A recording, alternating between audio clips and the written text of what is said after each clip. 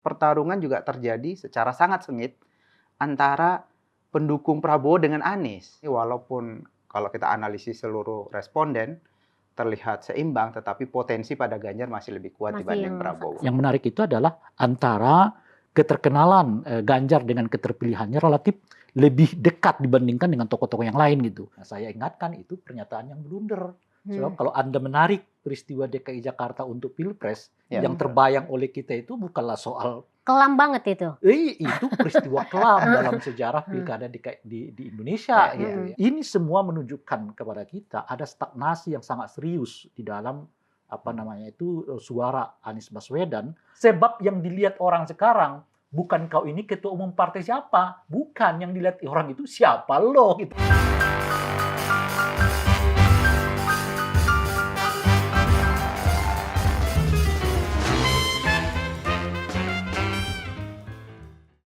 Halo pemirsa Cokro TV, jumpa lagi bersama saya Nong Darul Mahmada dalam program acara Seruput Kopi. Nah, Seruput Kopi kali ini saya kedatangan dua narasumber karena biar ngobrolnya lebih seru nih. Kita akan membicarakan terkait suasana atau pemanasan menjelang pemilu tahun depan. Yang sekarang suasananya itu udah mulai memanas. Kalau kita ngikutin berita sehari-hari ya, koalisi berubah-ubah. Perubahan, koalisi Indonesia Bersatu, dan lain-lain. Begitu juga hasil surveinya. Nah, di studio sudah kedatangan bersama saya adalah Saidiman Ahmad, manajer program di SMRC ya. Saiful Mujani, Research and Consulting. Dan tiap saat selalu update soal hasil survei ya. Menjelang 2024 ini untuk presiden untuk saat ini ya. Dan juga Ray Rangkuti. Ya. Ray Rangkuti ini juga menarik nih.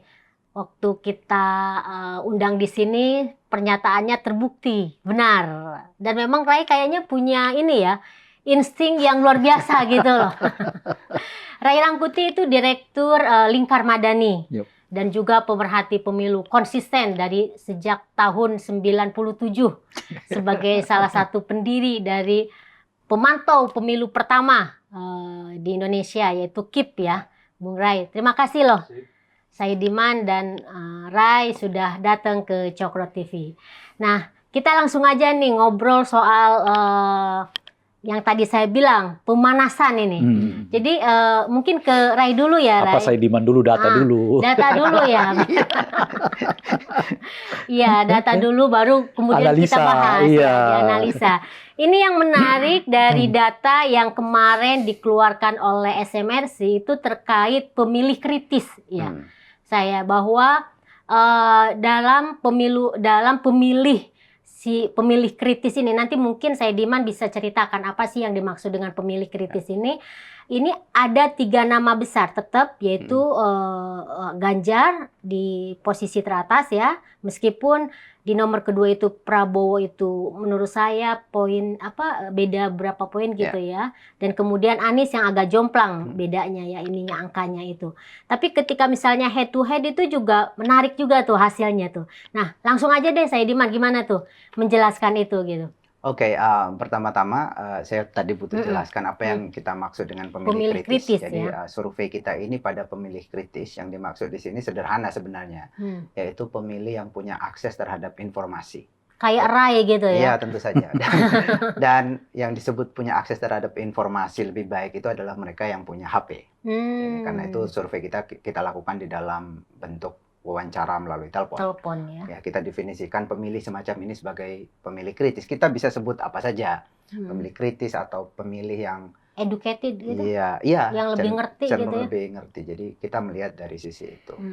Dan tadi kita lakukan wawancara itu sekitar dari 2 sampai 5 Mei. Jadi di minggu awal. Berarti Mei. Baru kemarin ya sebenarnya baru ya. Sekali. Sekarang kan juga baru tanggal berapa nih? 9 Mei ya? Iya, masih sangat baru. Jadi dan di sini kita menemukan sebenarnya ada fluktuasi dukungan terhadap setidaknya kepada 3 bakal capres yang paling populer sejauh ini.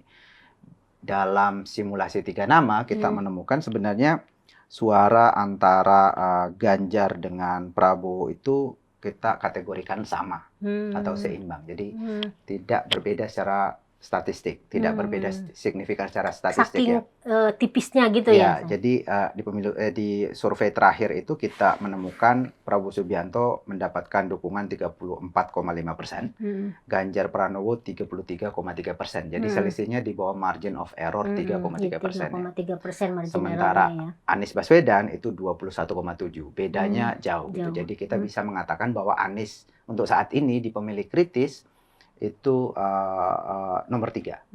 Nomor satunya itu antara Prabowo dan Ganjar Pranowo di simulasi 3 nama. Sementara masih ada 10,5% yang belum menjawab. Belum menentukan sikap. Belum menentukan pilihan. Jadi kita melihat juga trennya ya dalam 2 tahun terakhir memang kita melihat secara umum kecenderungannya Ganjar mengalami kenaikan. Misalnya kalau kita ukur dari Juni 2021 saat itu untuk 3 nama Ganjar 29,9. Sekarang ini menjadi 33,3. Jadi ada kenaikan. Sementara kenaikannya sampai 10 ya? Iya, jadi ada kenaikan secara umum di dalam 2 tahun terakhir pada pemilih kritis.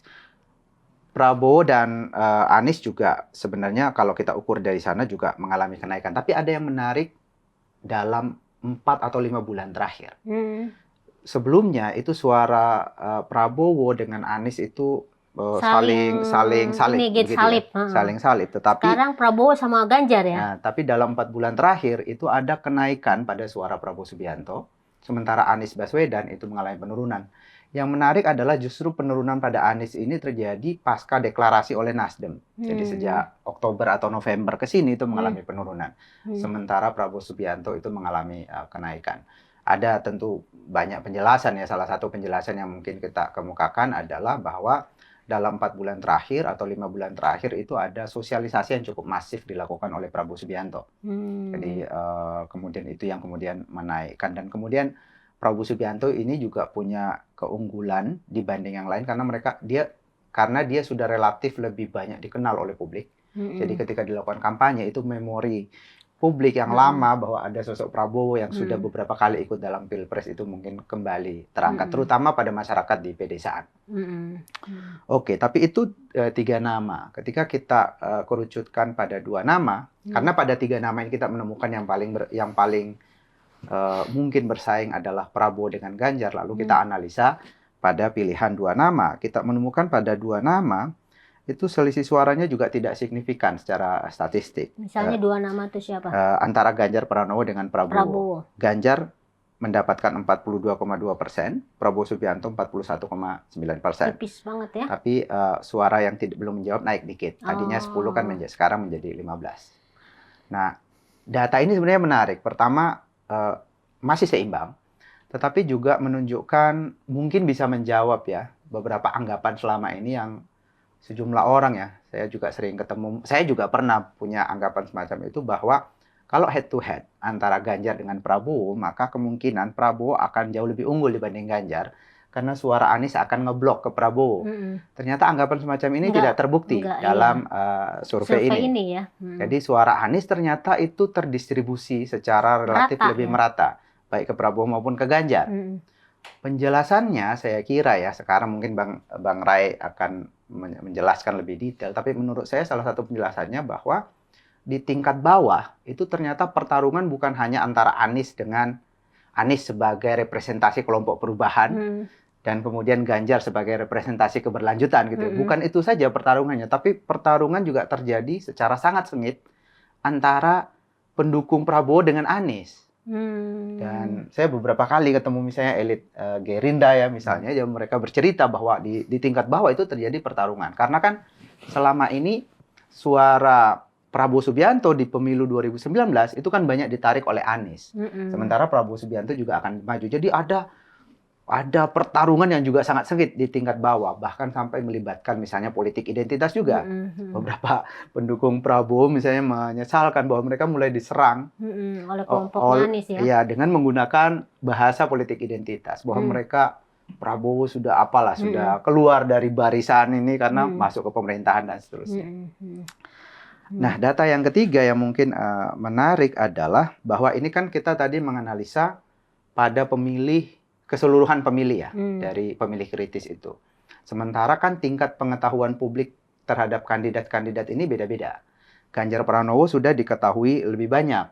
Sudah 95 atau bahkan hampir 100% lah publik Indonesia atau pemilih Indonesia tahu Prabowo.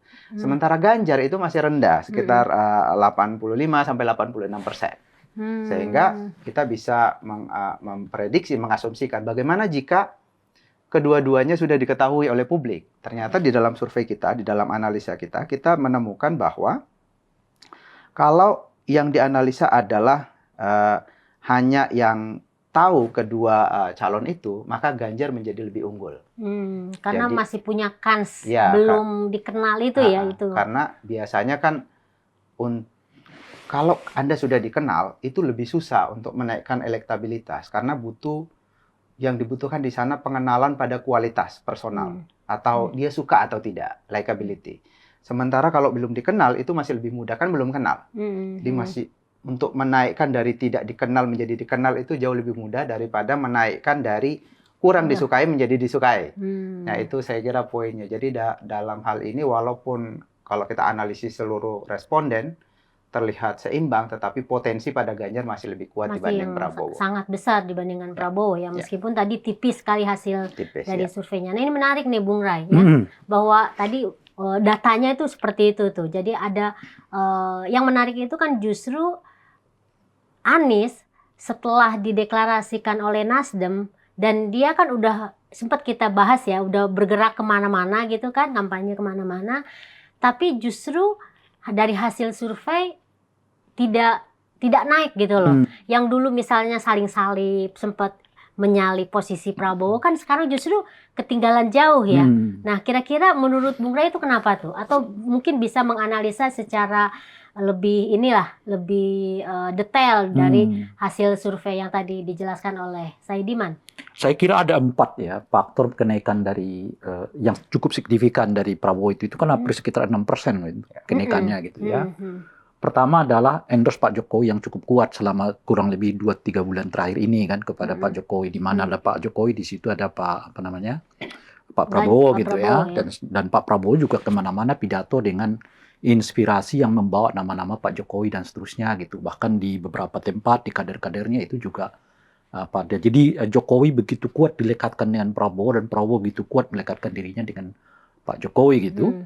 Seturut dengan itu ada peristiwa yang cukup membuat Ganjar agak jatuh tuh. Piala Dunia itu Piala Dunia gitu. Jadi itu mungkin kalau kita survei sekarang ya itu hasilnya gitu kira-kira itu. Masih ada sisa-sisa itu ya? Saya kira iya gitu ya. Jadi ada endorse dari Pak Jokowi. Seturut dengan itu ada kekecewaan pemilih mungkin ya di kalangan kaum muda kepada Ganjar, sehingga sekarang berpindahnya kembali pemilih Anies yang sebelumnya kepada Pak Prabowo gitu ya.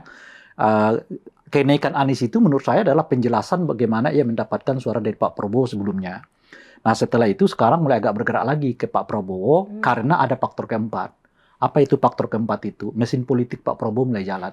Jadi relatif 4 bulan mulai bergerak. Relatif 4 bulan terakhir dan khususnya kepada Pak Prabowo dalam sebulan 2 bulan ya. Sebelum di bulan suci Ramadan itu dan sekarang beliau mulai sowan kemana-mana, mendatangi banyak ulama, mendatangi banyak tokoh-tokoh masyarakat, termasuk terakhir kemarin kan mengumpulkan tokoh-tokoh purnawirawan macam-macam dan seterusnya itu. Jadi memang basis-basis politiknya yang selama ini belum tanda kutip lah ya digarap lagi oleh Pak Prabowo sekarang mulai didekati kembali, dan itu dengan sendirinya menarik pemilih yang sebelumnya pindah dari Pak Prabowo ke Anies, lalu sekarang Anies kembali dari Anies menggali Pak Prabowo. Itulah mengapa kita bisa melihat Anies nggak naik-naik, karena pada dasarnya suara dia diambil dari suara Pak Prabowo, kira-kira gitu.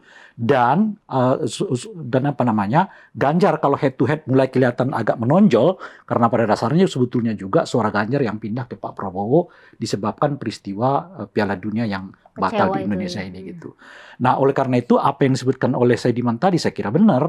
Dalam jangka 2-3 bulan ke depan akan kita lihat mungkin progresnya udah berbeda lagi nih.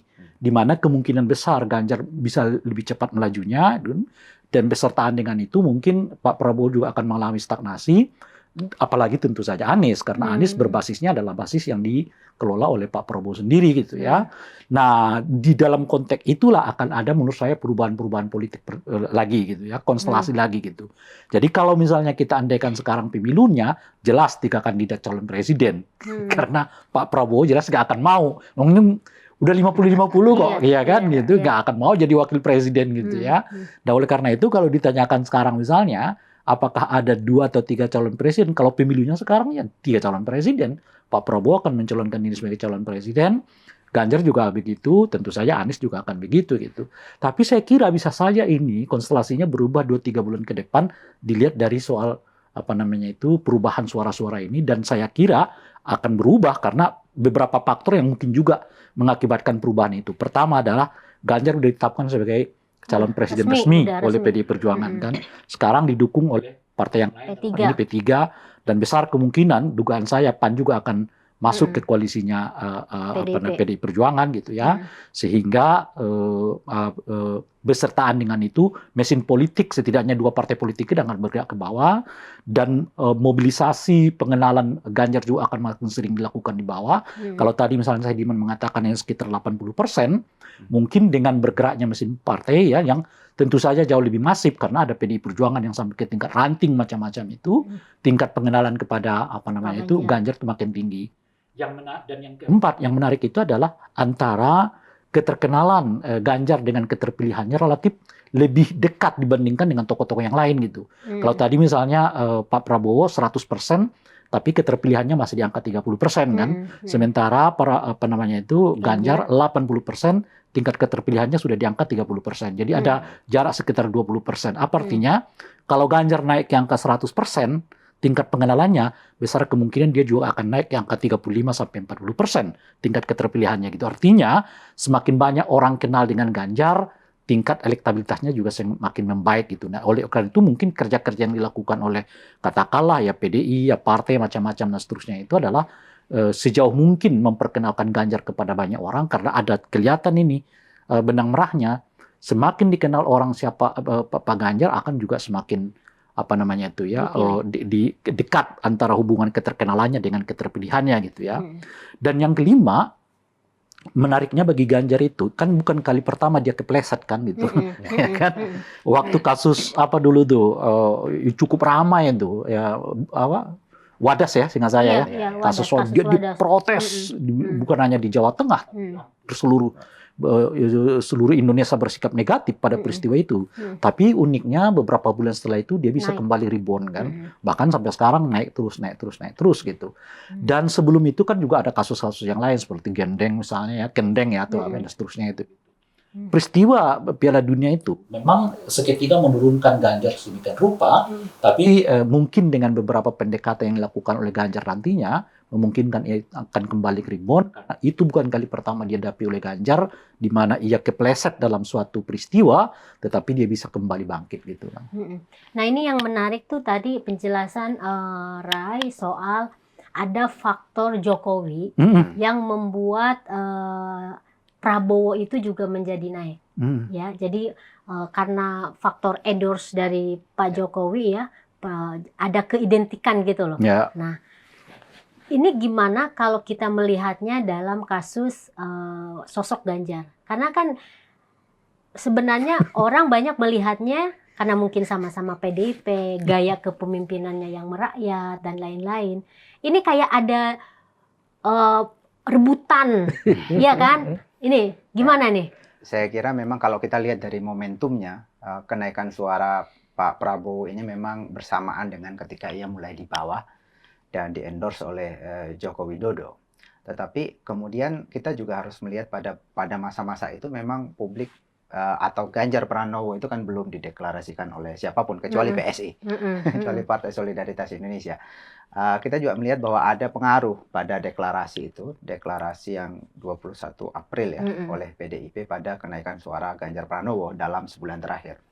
Itu pengaruhnya mungkin salah satu penjelasannya adalah karena mungkin sebagian besar pemilih Ganjar selama ini kan ragu-ragu apakah Ganjar ini akan Resmi, dicalonkan gitu atau ya. tidak, apakah benar dia akan maju atau tidak. Jadi deklarasi itu membuat ketidakpastian yang awalnya terjadi itu menjadi lebih pasti sehingga masuk. Itu yang pertama. Oh ya. Di survei yang sama, tapi bagian ini kita baru rilis. Gimana tuh hasilnya?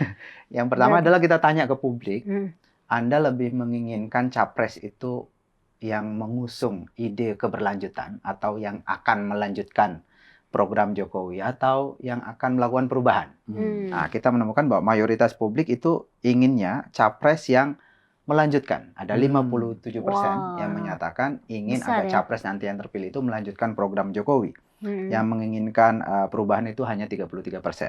Jadi ada 10% yang belum menjawab. Lalu kita tanya lagi, di antara 3 nama capres yang kompetitif ini, siapa yang dipersepsi kalau ia terpilih akan melanjutkan program Jokowi dan siapa yang kalau terpilih akan melakukan perubahan. Ada 58% untuk Ganjar, itu 58% menyatakan Ganjar kalau terpilih itu akan melanjutkan program Pak Jokowi. 58 ya? 58%. Yang menyatakan akan melakukan perubahan, Ganjar akan melakukan perubahan kalau ia terpilih itu hanya 22%. Ada 19% yang tidak tahu. Sementara Anies yang menyatakan bahwa dia akan melanjutkan itu hanya 27%. 47% menyatakan dia tidak akan melakukan perlanjutan, tapi akan melakukan perubahan atas program Jokowi. Jadi kebalikan antara Ganjar dengan Anies. Tapi kalau Prabowo di mana? Yang disebut ya? Disebut. Yang menarik adalah pada Prabowo. Itu terbelah ketika kita tanya publik. Apakah Prabowo akan melanjutkan atau melakukan perubahan? 36% menyatakan akan melanjutkan. 39% menyatakan akan melakukan perubahan. Ini itu. Ya ini tidak signifikan secara statistik. Jadi publik netral pada Prabowo Subianto. Jadi yang menarik adalah pada Ganjar dan Anies di sini. Dan ini juga yang kemudian menjadi salah satu penjelasan kenapa Ganjar relatif lebih unggul dari Anies. Karena kan yang menginginkan keberlanjutan itu lebih banyak. Dalam bahasa yang lain, saya Diman, Ganjar ini juga akan sangat tergantung elektabilitasnya pada soal tingkat kepuasan publik pada Pak Jokowi. Gitu. Nah, kita juga melakukan cross tabulasi soal itu. Kita menemukan di dalam survei terakhir ini, kita menemukan bahwa yang puas dengan kinerja Pak Jokowi itu 78,8%. Jadi mayoritas. Jadi, itu tinggi sekali ya dalam sejarah sebenarnya. Tinggi sekali. Dan mayoritas atau 64% dari yang puas ini inginnya capres itu bisa melanjutkan. Itu logis kan. Jadi, artinya nanti sangat tergantung kepada siapa lagi yang akan digandeng oleh Pak Jokowi. Nah, gitu. itu betul. Jadi makin sering digandeng Ganjar, ditenteng oleh Jokowi itu semakin disukai oleh publik ya, dipilih oleh publik ya. Jadi ini kalau kita mau memprediksi ke depan bagaimana pergerakan suara ya masing-masing ini, terutama Ganjar dan Anies, artinya kalau keadaan ekonomi, keadaan politik semakin baik ke depan ini itu akan menguntungkan di Ganjar. Sebaliknya kalau misalnya terjadi resesi, kemudian tingkat kepuasan publik terhadap Jokowi menurun, itu akan menguntungkan Anies Baswedan. Kira-kira itu. Dalam bahasa lain yang sering saya sebutkan tuh, saya Diman, nasib Anies ini tergantung nasib gitu loh. Nasib Anies tergantung dari nasibnya. Nasibnya ya. Kalau dilihat dari angka-angka ini, ya tentu secara teoretik agak sulit bagi Anies, jangankan menang, untuk masuk putaran kedua pun sulit baginya dari angka-angka ini tentu. Dan oleh karena itu ya Anies sebetulnya menunggu nasibnya aja akan lebih baik gitu. Dan tapi baru kemarin beliau pidato kan, kita ingat kembali soal Pilkada DKI Jakarta kan, saat itu di survei dia selalu nomor 3, tapi ternyata dia menang. Nah, saya ingatkan itu pernyataan yang blunder. Sebab kalau Anda menarik peristiwa DKI Jakarta untuk Pilpres, yang terbayang oleh kita itu bukanlah soal kelam banget itu. Itu peristiwa kelam dalam sejarah pilkada di Indonesia gitu ya. Sehingga orang yang mungkin awalnya mulai tertarik pada figurnya sebagai figur perubahan, tapi begitu jadi mundur kan? Mundur lagi. Kalau peristiwanya seperti DKI Jakarta, enggak deh kan kira-kira gitu ya. Yang menarik itu di survei ini tadi tingkat kepuasan publik pada Presiden Jokowi kan 78,8%. Keterpilihan Anies itu 21,sekian% untuk 3 nama. Jadi benar-benar dia menampung aspirasi orang yang tidak puas yang kecewa dengan pemerintah. Tapi ya sebelum ke situ nih, sebelum bahwa nasib Anies itu tergantung karena nasibnya itu, Ray. Itu kita melihat nih buat Ray sama saya Diman, pada posisi kan kalau Ganjar udah pasti nih dideklarasi sudah resmi dicalonkan oleh PDIP dan juga ada koalisinya. Prabowo udah jelas oleh Gerindra. Anies ini kan memang sudah jelas oleh Nasdem. Tapi kan belum jelas tapi tidak jelas gitu. Artinya kan Nasdem ini kan membutuhkan koalisi minimal 3 partai dan itu sampai sekarang kan belum jelas. Ya. Jawabannya dong, selama mereka nggak menetapkan AHY sebagai calon wakil presiden, potensi bubarnya tinggi. Tapi kalau Anies mengambil AHY sebagai calon wakil presiden, ya akan laju. Persyaratan terpenuhi. Mereka akan datang ke KPU untuk mendaftarkan pasangan ini. Nah, cuman kalau Anies mengangkat AHY sebagai calon wakil presidennya, ya sama aja nggak ngangkat namanya gitu loh. Jadi ya elektabilitasnya di situ-situ aja gitu. Itu kesulitannya menurut saya di koalisi perubahan yang sekarang. Kalau dia datangkan figur yang lain di luar AHY, AHY-nya mungkin akan keluar. Kan AHY itu kan simpel aja cara berpikirnya. Kira-kira beginilah. Gua di sini nggak wakil presiden, tapi belum tentu menang gitu ya.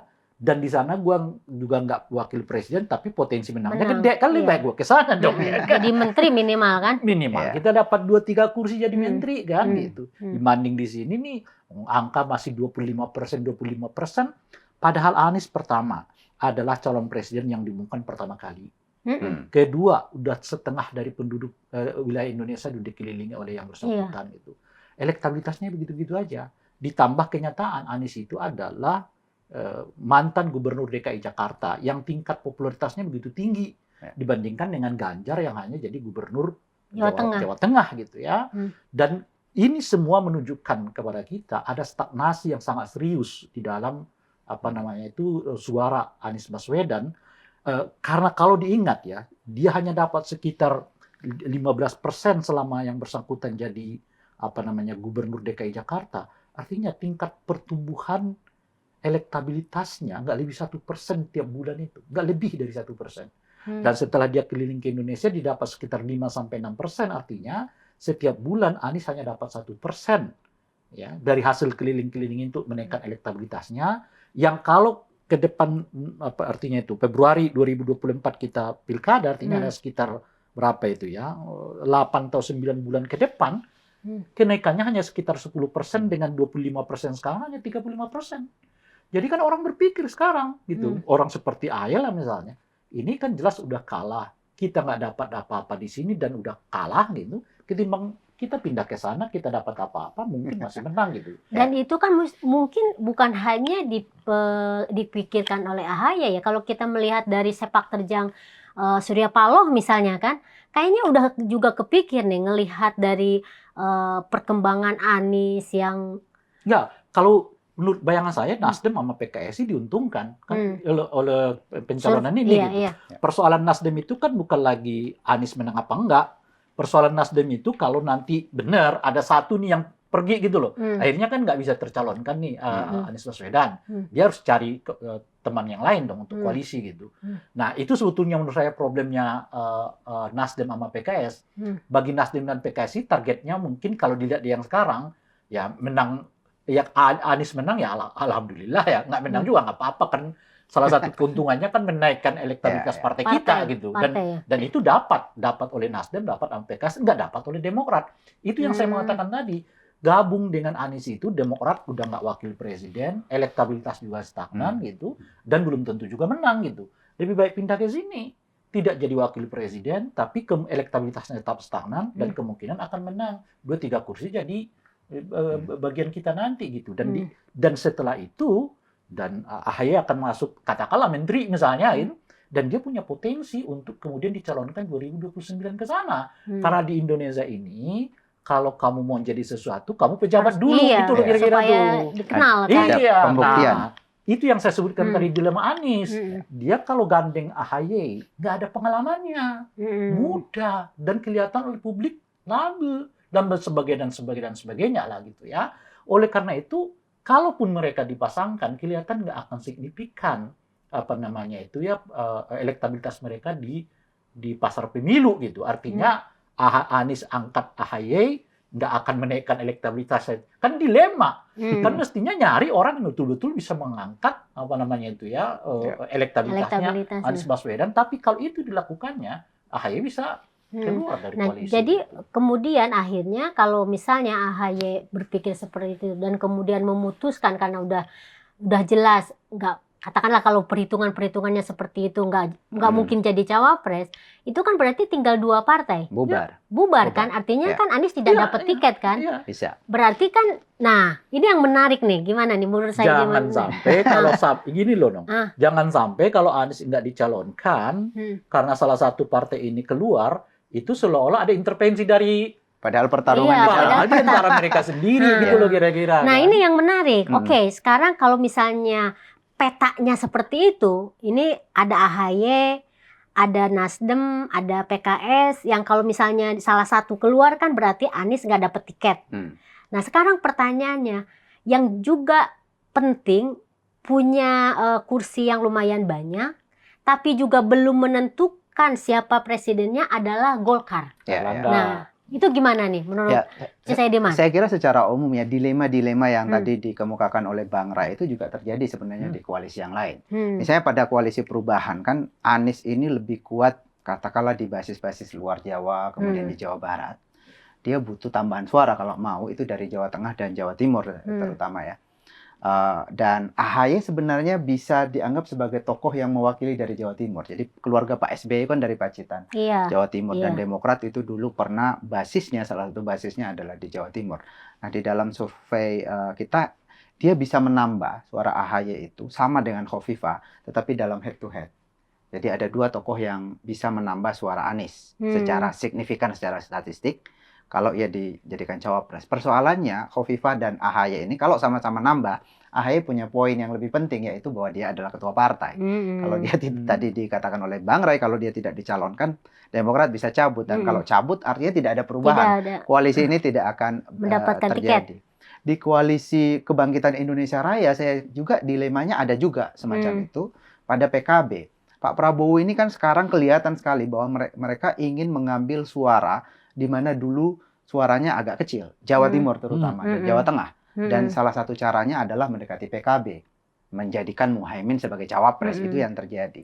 KIR, Koalisi Indonesia Raya. Koalisi Kebangkitan Indonesia Raya. Tapi kan sekarang ada Golkar nih, tadi disebut yang mendekat. Ya sebenarnya di dalam survei baik Airlangga maupun Muhaimin sebenarnya sama-sama. Cukup kompetitif dua-duanya ya dari sisi cawapres. Tidak ada yang dominan. Tinggal saya kira Pak Prabowo atau Gerindra akan menghitung siapa yang kira-kira kemungkinan lebih baik kalau kita lihat dari sisi ini. Kalau Prabowo ingin menaikkan suara di wilayah yang sebelumnya kecil, Jawa Timur misalnya, tentu lebih rasional kalau dia mengambil PKB dibanding Pak Airlangga. Pada Ganjar juga saya kira juga ada dilema itu semacam itu juga. Kan ada keinginan besar, atau kalau kita lihat dari tradisi PDIP ya, dalam 4 kali Pilpres terakhir, PDIP itu selalu 3 kali mengambil tokoh NU sebagai cawapres.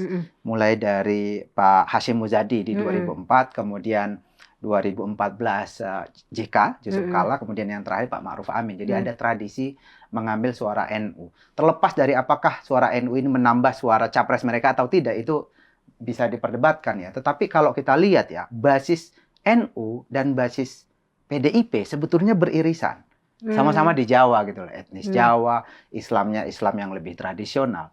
Nah, saya kira posisi Airlangga dengan Golkar ya, kita tahu bahwa Golkar itu lebih besar di luar Jawa kan. Menurut saya justru ini lebih bagus gitu lebih komplit lebih ya, kalau kita gitu lihat kalau kita percaya pada teori aspek sosiologis kalau kita melihat keterpilihan itu. Jadi ada dilema-dilema itu bukan hanya dari sisi partai koalisi perubahan untuk persatuan, tapi di tempat lain juga ada sebetulnya. Walaupun Ganjar tentu lebih diuntungkan karena posisi PDIP kan tanpa gabung dengan partai manapun, gitu ya. Dia bisa. Tapi yang lain kalau tidak, misalnya di Koalisi Kebangkitan Indonesia Raya, kalau PKB cabut kan nggak jadi juga. Jadi dia tetap harus memilih salah satu kan. PKB atau Golkar gitu kan, atau partai apa gitu kan, karena nggak bisa maju sendiri juga kan. Kalau Airlangga saya kira masih ada potensi juga baik ke KIR, ke koalisi PDIP maupun ke Anies juga ada potensi juga kan. Mereka adalah partai terbesar sekarang di parlemen, partai dengan kursi terbesar kedua setelah PDIP. Tentu daya tawarnya sangat tinggi gitu ya, dan sebagai partai besar dan cukup stabil ya sejak reformasi sampai sekarang. Jadi juga pasti akan dihitung. Kalau misalnya koalisi perubahan itu gagal terjadi, Golkar bisa jadi masuk. Demikian pula kalau di Kebangkitan Indonesia Raya misalnya, itu dia bisa masuk. Tapi kalau kita lihat dari hitung-hitungan, dari kita menghitung aspek sosiologis ya, untuk elektabilitas, sebenarnya secara lebih rasional, dia paling cocok sebenarnya dengan Ganjar Pranowo. Karena Golkar saling melengkapi. ini ya, Golkar ini menurut ya. saya. Dan selama ini ya pernah ya zaman JK gitu ya terjadi. Kalau saya agak beda sedikit. Gimana? Kalau kaitannya dengan Golkar memang. ya. Biar seru. Kaitannya dengan Golkar. Pasca PDI mendeklarasikan Ganjar, jelas betul Golkar agak kebingungan gitu, kebingungan gitu. Karena apa gitu? Seturut dengan itu P3 mendeklarasikan Ganjar juga, dan P3 nggak peduli. Jadi artinya koalisi Indonesia Bersatu itu bubar, goyang, ya kan, lindung. Sebelumnya leadernya kan adalah Golkar, tapi kan begitu P3 mengatakan saya juga dukung Ganjar, nggak peduli dia juga dengan Kip mau marah, mau apa, mau itu terserah gitu. Toh dia bisa mengatakan kan Golkar masuk di KIP juga udah ada calon presidennya, maksud saya nggak boleh kan kira-kira gitu ya kan? Kan Golkar masuk di KIP itu udah mendeklarasikan Airlangga sebagai calon presiden, maksud saya nggak boleh kan gitu ya? Nah jadi setelah itu PAN juga punya aroma-aroma akan masuk ke koalisi Ganjar ini kan? Gitu. Jadi tinggal Golkar. Oleh karena itulah dengan sangat cepat ya Airlangga ancang sana ke sana kemari, ketemu dengan Muhaimin, ketemu dengan AHY gitu ya, dan mengumpulkan kembali tokoh-tokoh partai politik KIP ini untuk membuat komitmennya nggak maju-maju juga, yaitu aja komitmen artinya itu sebetulnya pertemuan untuk sekedar menegaskan bahwa KIP itu masih tanda kutip di bawah kendali Golkar gitu. Padahal sebetulnya udah nggak seperti itu kenyataannya gitu, artinya dalam bahasa yang lain udah jalan sendiri-sendiri nih gitu. Sementara amanah bagi Airlangga itu adalah calon presiden. Dan kalau beliau nggak bisa jadi calon presiden itu nanti akan dipertanggungkan di Munas berikutnya. Bahkan bisa saja di Munaslupkan gitu loh kira-kira. Kalau tidak menjadi calon presiden gitu. Nah disitulah menurut saya semacam kebimbangan. Oleh karena itu mereka bergerak cepat. Taruhlah misalnya masuk enggak kita kan kalau tidak jadi calon presiden, calon wakil presiden masih oke lah, mungkin masih sesuai dengan semangat atau amanah Munas ini gitu ya. Tapi makanya masuklah ke koalisi AHY ini tadi macam-macam gitu, atau masuk ke koalisi Ganjar dan seterusnya gitu. Tapi begitu masuk ke koalisi ini persoalannya sama saja. AHY juga kan mengatakan apa bedanya saya sama Ganjar atau Airlangga. Bahwa Partai Golkar itu lebih besar dari dari Demokrat. Tapi kan saya lebih dahulu mengumumkan Anda, mendeklarasikan Anda gitu. Kalau begini caranya, aku juga pergi. Kan sama aja gitu loh kira-kira kan. Sama aja gitu. Sementara kalau Anies dipasangkan dengan Airlangga, jauh lebih jeblok lagi menurut dugaan saya sih. Nggak tahu nanti gitu ya. Dibandingkan misalnya Anies dengan AHY, Anies dengan Airlangga, apalagi Anies dengan Hovifah dong ya kan gitu ya. Nah jadi Anies dengan Airlangga lebih jeblok lagi. Artinya Airlangga, kalaupun saya nggak pergi, AHY akan kira-kira ngomongnya, kalaupun saya nggak pergi, tapi bukan Airlangga. Gitu. Kita harus cari figur yang menaikkan betul-betul elektabilitasnya Anies Baswedan. Ya, mungkin saja dengan Hovifah, ya, mungkin dengan siapa dan seterusnya. Itu yang pasti menaikkan gitu. Titik temunya di situ gitu. Artinya Airlangga seperti nggak punya kans juga masuk di sini gitu loh. Karena ada lagi-lagi sikap ya mungkin negatif dari sebagian anggota partai politik ini gitu ya. Masuk ke Ganjar jelas kesulitan lah untuk mendapatkan posisi nomor 2, jangankan nomor 1, nomor 2 juga kesulitan. Masuk ke koalisinya Indonesia Raya itu problemnya sama. Emang Muhaimin juga mau gitu kira-kira itu ya. Kalau begitu caranya kita juga cerai dong sama Pak Prabowo ini ya kan. Muhaimin bisa pindah ke koalisinya Ganjar gitu loh. Kan sama aja perhitungannya gitu. Karena apa gitu? Karena kesulitannya adalah keseluruhan ini suaranya agak berimbang gitu. Jadi susah untuk menggaitnya kecuali ya memang harus kompromi gitu. Nah masalahnya adalah kompromi-kompromi udah mereka buat di awal. Yang nggak mungkin itu digantikan di belakang itu kira-kira itu. Nah tapi lagi-lagi itu analisa kita sekarang. Bisa 2-3 bulan ini akan berubah. Dan kalau kelihatan ada suara yang jauh lebih dominan di antara 3 pasangan ini, saya kira harusnya akan kena sana semua gitu. Bisa saja Golkar nggak akan dapat apa-apa, tapi dia memastikan pilihannya akan menang. Sehingga dengan begitu Airlangga juga bisa agak tenang sedikit, kira-kira. Artinya kalau nanti di Pilpres dia menang, ya kalaupun ada munaslup, dia bisa mempertanggungjawabkannya dengan mengatakan pilihan kita menang gitu. Meskipun saya tidak jadi calon presiden, wakil presiden, karena bukan kali pertama Golkar mengalami itu, bahwa calon ketua umum mereka dicalonkan sebagai calon presiden, kenyataannya enggak.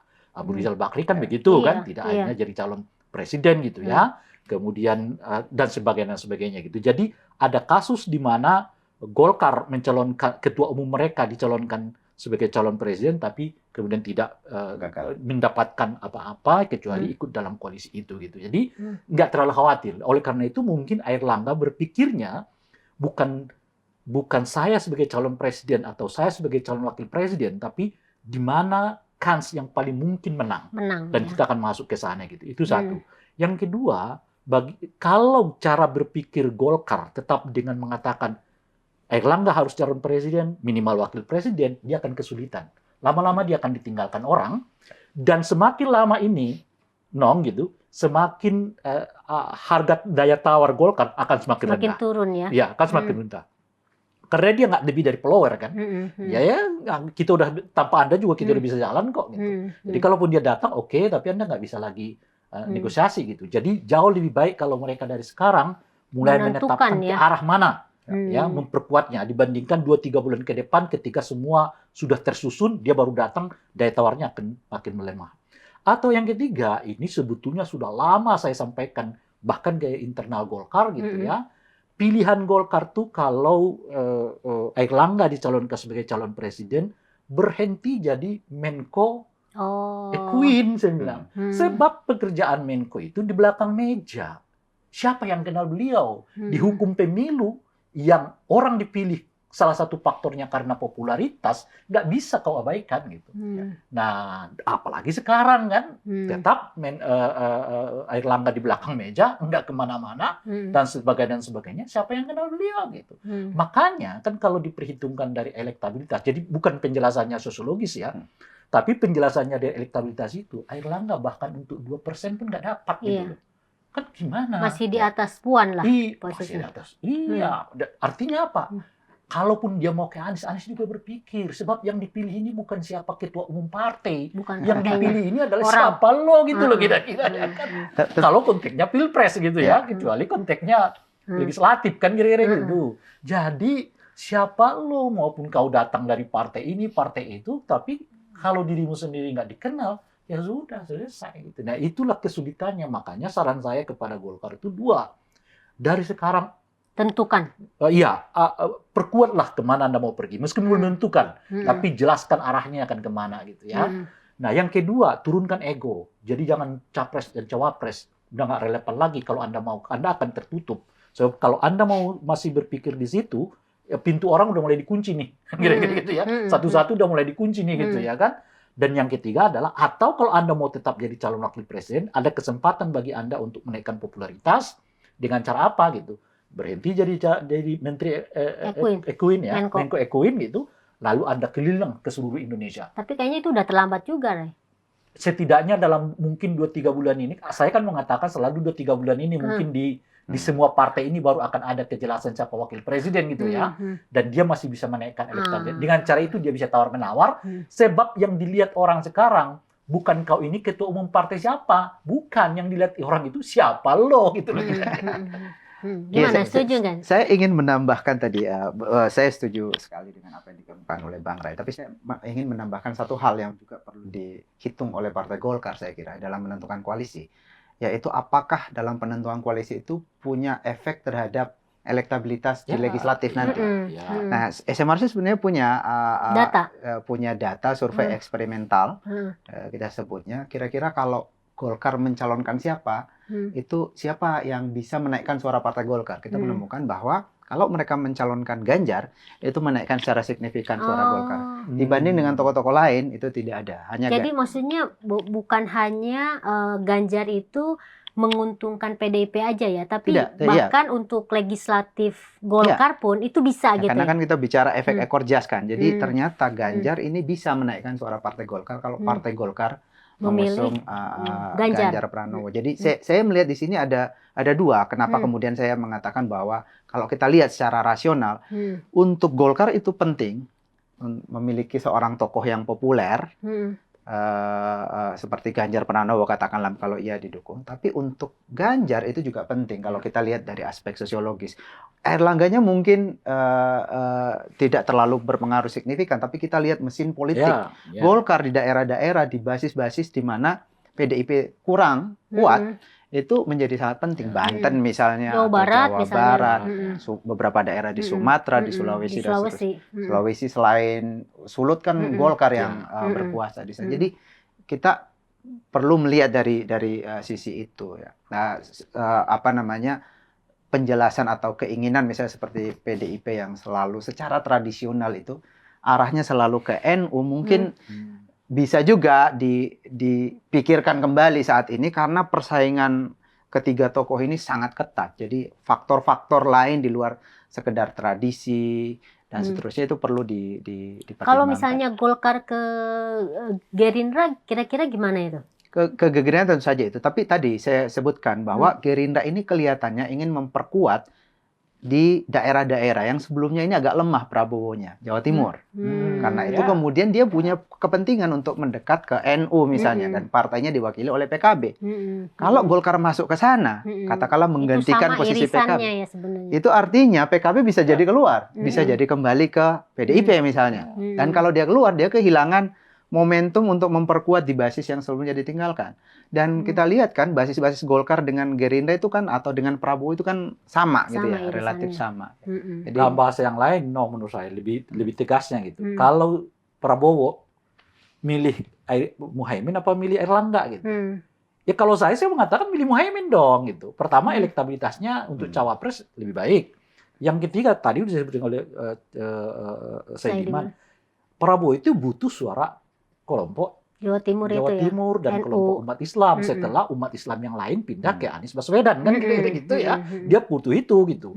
Nah, kalau dia ngambil Erlangga jelas dia nggak dapat.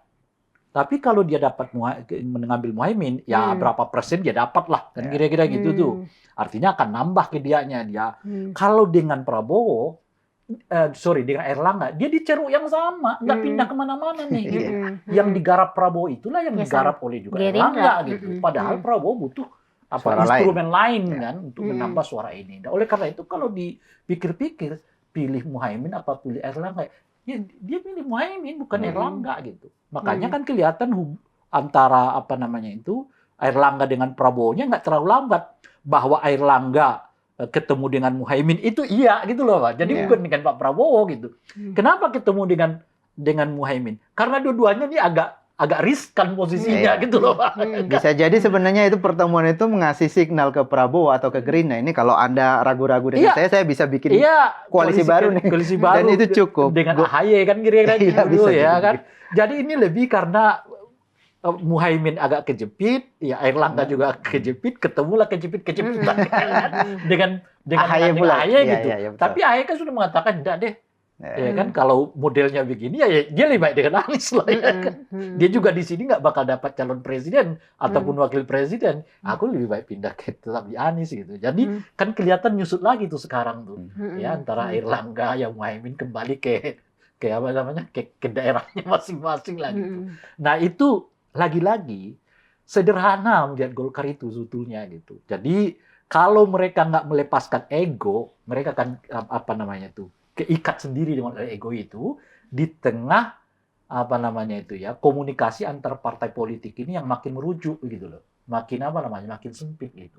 Nah itu harus ada kemauan untuk Golkar seperti yang disebutkan tadi, memperkuat arah mana yang mereka tuju gitu. Kalau mereka masuk dalam koalisi itu yang menyumbang suara kepada elektabilitas itu satu. Nah yang kedua perlu juga Golkar itu untuk memikirkan bahwa pertarungan ini bukan hanya di Pilpres. Kan 4 bulan setelahnya itu kan dia ada 6 bulan ya, 8 bulan akan ada pilkada. Disitulah Golkar kemudian juga memberi semacam komitmen dengan partai-partai lain untuk lebih mendorong kader-kadernya naik di pilkada itu, entah di Jawa Barat, entah itu di DKI Jakarta, macam-macam dan seterusnya gitu. Jadi bergennya di situ. Jadi jangan hanya terpaku kepada pilpres tok gitu ya, yang udah mulai kelihatan kok kesusun kemana-mananya gitu loh. Ini kan yang nggak terpikir oleh kita cuman tinggal satu lagi, apa itu? Apakah Ganjar sama Prabowo dipersatukan kan? Itu aja kan yang sedang ditunggu. Kalau sekiranya nggak dipersatukan, udah kebaca kok siapa wakilnya Ganjar, siapa wakilnya Pak Prabowo, siapa wakilnya nanti Pak Anies dan seterusnya itu gitu. Yang ditunggu ini cuman apakah cuma dua pasangan Ganjar sama Prabowo bersatu, sementara satu yang lain itu adalah Anies Baswedan gitu. Nah oleh karena itu Anda harus pikir yang lebih lain lagi, yang panjang lagi, yang belum tentu partai-partai ini mikir gitu loh Pak. Sejauh itu gitu. Belum tentu mereka udah menyiapkan kader-kader mereka di pilkada-pilkada yang bisa juga jauh lebih strategis lagi di masa mendatang dibandingkan hanya sekedar pernyataan pilpres itu gitu loh. Nah, jadi dalam kerangka itulah menurut saya Golkar harus berpikir mengingat mereka tokohnya nggak ada ya, terus nggak mau juga jalan seperti yang sekarang, memperlakukan pilpres ini seperti apa adanya gitu ya, dan seterusnya. Jadi pendekatannya sangat formalistik gitu. Jadi emang gini, ini jadi kayak semacam PR yang besar juga buat Golkar ya, karena artinya dalam hal ini dalam tanda kutip gagal untuk memunculkan sosok figur kan. Nah sementara untuk pilpres, jangankan pilkada juga kan sama, itu kan membutuhkan figur yang kuat itu ya. Artinya sekarang kalaupun yang tadi disampaikan oleh Ray, oleh Saidiman, memaksakan sosok Airlangga untuk di posisi 1 dan 2 kan sekarang kayaknya udah menurut saya Golkar ini belum keluar dari kulturnya yang biasa, yaitu pendekatan formalistik. Jadi mendekati orang tuh selalu dengan bawa bendera partai gitu. Nah, padahal sekarang tokoh-tokoh muncul tanpa bendera gitu loh.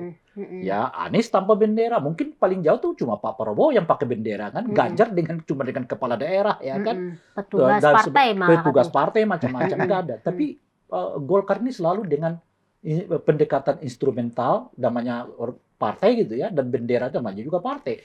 Bagusnya mereka juga lihat apa yang dilakukan oleh Deddy Mulyadi misalnya di Jawa Barat. Kan dia keluar dari bayang-bayang bernama Golkar. Dia menciptakan sendiri YouTube-nya sendiri ya kan, kerja sendiri melalui itu dan populer sekarang melalui itu dan punya potensi sekarang dia untuk bertarung di pilkada di Jawa Barat gitu. Jadi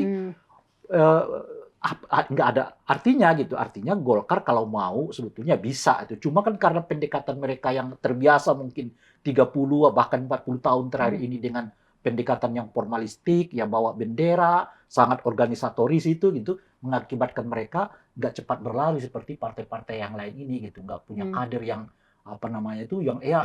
yang lumayan lah intinya ya, tingkat popularitasnya macam-macam dan sebagainya. Kecuali Ridwan Kamil. Itu kan orang baru. Iya, baru beberapa bulan yang lalu itu masuknya. Dan Ridwan besar itu bukan karena jangan-jangan justru setelah ini Ridwan masuk itu dalam radar masuk dalam kultur ini juga gitu loh. Kultur formalistik itu gitu.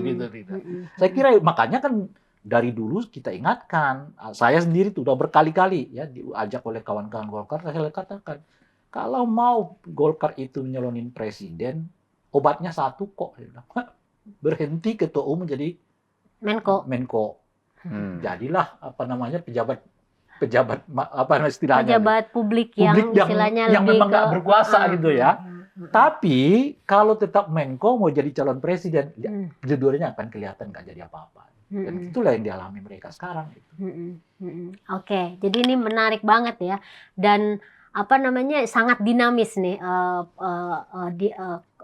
konstelasi koalisi partai, bahkan karena belum menentukan wapres juga belum ya. Kita nggak tahu nanti apakah Ganjar benar akan didampingi oleh yang dari partai atau jangan-jangan ormas gitu ya. Kita nggak tahu, seperti Kiai Ma'ruf Amin untuk Pak Jokowi kemarin gitu kan. Nah belum lagi ini Prabowo, kita juga nggak tahu gitu kan. Kalau keinginannya Presiden Jokowi kan pengennya Ganjar disatukan dengan Prabowo, tapi kan Prabowo nggak mau gitu. Jadi ini kalau sekarang belum tentu 2-3 bulan ke depan itu menurut saya. Kan kita ngelihatnya sekarang. Begitu juga kan kalau ngelihat sekarang kan kita lihatnya ini artinya bulan depan kita ketemu lagi. Ini memang harus tiap minggu ini update-nya ini karena cepet banget ini ininya politiknya, dinamikanya. Oke. Siap. Thank you Saidiman, makasih banyak. Rai ya. Sebelum kita tutup seruput kopi kita minum dong kopinya. Kopi pahitnya. Kopi pahitnya tanpa gula. Dan memang kita akan sering ketemu karena untuk mengupdate politik yang semakin dinamis, semakin nggak karuan juga nih. Ini kemana ininya kemana. Apalagi SMRC kayaknya tiap minggu juga ya. Seminggu. Selalu beberapa kali seminggu. Iya malah beberapa kali seminggu, menarik banget. Oke pemirsa Cokro TV, kita akan ketemu lagi dalam seruput kopi minggu depan. Terima kasih dan salam, dadah semuanya.